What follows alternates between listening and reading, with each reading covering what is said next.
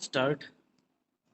विश्व में आई औद्योगिक क्रांति के बाद से ही प्राकृतिक संसाधनों का दोहन शुरू हो गया था, जो 19वीं एवं 20वीं शताब्दी में अपनी चरम सीमा को पार कर गया। दुष्परिणाम स्वरूप विश्व की जलवायु पर प्रतिकूल प्रभाव पड़ा एवं प्रदूषण का स्तर इतना अधिक हो गया कि यह अनेक जानलेवा बीमारियों का कारक बन गया। इसलिए 20वीं शताब्दी से संयुक्त राष्ट्र एवं अन्य वैश्विक संगठनों ने पर्यावरण की सुरक्षा पर बल देना शुरू किया। साथ ही ओजोन परत के संरक्षण के लिए वर्ष 1985 में वियना सम्मेलन हुआ एवं इसकी नीतियों को विश्व के अधिकतर देशों ने वर्ष 1988 में लागू भी किया। वर्ष 1987 में ओजोन परत मॉन्ट्रियल समझौता हुआ। आज विश्व के 197 राष्ट्रों के साथ साथ भारत भी इस समझौते को ईमानदारी पूर्वक निभा रहा है। अंतर्राष्ट्रीय समझौते का पूर्ण रूपेण पालन किए जाने पर वर्ष 2050 तक ओजोन परत के ठीक हो जाने की संभावना व्यक्त की जा रही है। इस विषय से संबंधित कई और समझौते एवं सम्मेलन विश्व के कई अन्य शहरों में भी किए गए।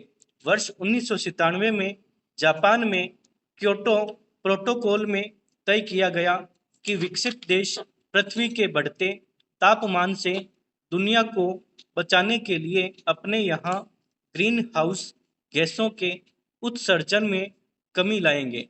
दिसंबर 2009 में संपन्न कोपेनहेगन सम्मेलन का उद्देश्य भी पर्यावरण की सुरक्षा ही था।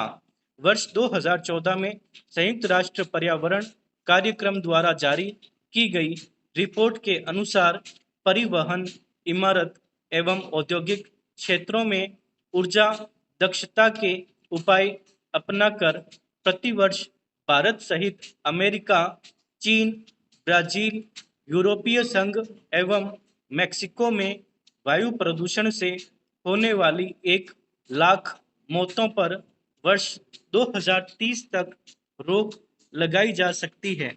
सतत विकास लक्ष्य हेतु 2015 के पश्चात विकास एजेंडा अंगीकृत करने के लिए वर्ष 2015 में संयुक्त राष्ट्र महासभा की उच्च स्तरीय बैठक के तौर पर 70वां संयुक्त राष्ट्र शिखर सम्मेलन आयोजित किया गया, जिसमें 150 से अधिक देशों ने हिस्सा लिया, जिसमें यह तय हुआ कि सतत विकास का लक्ष्य 2030 अब सहस्त्राब्दी विकास लक्ष्यों का स्थान लेगा, जिसमें अगले 15 वर्ष के लिए 17 लक्ष्य और 169 प्रयोजन तय किए गए, जिससे संबंधित कार्यों का क्रियान्वयन वर्ष 2016 से शुरू हुआ।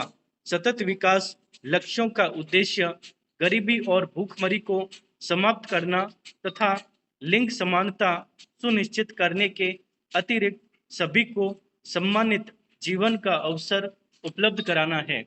संयुक्त राष्ट्र सतत विकास समाधान नेटवर्क और बर्टल्समैन द्वारा संयुक्त रूप से सतत विकास लक्ष्य सूचकांक और हेराबोर्ड रिपोर्ट 2017 के अंतर्गत सतत विकास लक्ष्य सूचकांक जारी किया गया। इसमें 193 देशों में से 157 देशों को शामिल किया गया, जिसमें स्वीडन, डेनमार्क तथा फिनलैंड क्रमशः शीर्ष स्थान पर रहे हैं।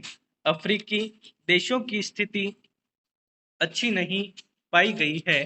इस सतत विकास लक्ष्य सूचकांक का मुख्य उद्देश्य राष्ट्र संघ के देशों के सतत विकास की दिशा में किए गए प्रयासों का आकलन करना है। भारत सरकार द्वारा भी इस दिशा में कई महत्वपूर्ण कदम उठाए गए हैं, जिनमें वनारोपण एवं सामाजिक वानिकी, मृदा संरक्षण, परती भूमि विकास, वाटरशेड प्रबंधन, शुष्क कृषि विकास की अवधारणाएं प्रमुख हैं। भारत सरकार के केंद्रीय मंत्रिमंडल ने 16 जनवरी 2001 को आयोजित बैठक में इम्फाल, मणिपुर में जैव प्रौद्योगिकी विभाग, भारत सरकार के एक स्वायत्तशासी संस्थान की स्थापना को अनुमोदित किया, जिसे वर्ष 2001 में मणिपुर सोसाइटी पंजीकरण अधिनियम 1989 के अधीन पंजीकृत कराया गया। इसे संक्षिप्त रूप में IBSD कहा जाता है। इसका मुख्य उद्देश्य सामाजिक आर्थिक विकास हेतु जैव प्रौद्योगिकी हस्तक्षेपों के माध्यम से जैव संसाधनों का विकास तथा उनका सतत प्रयोग करना है।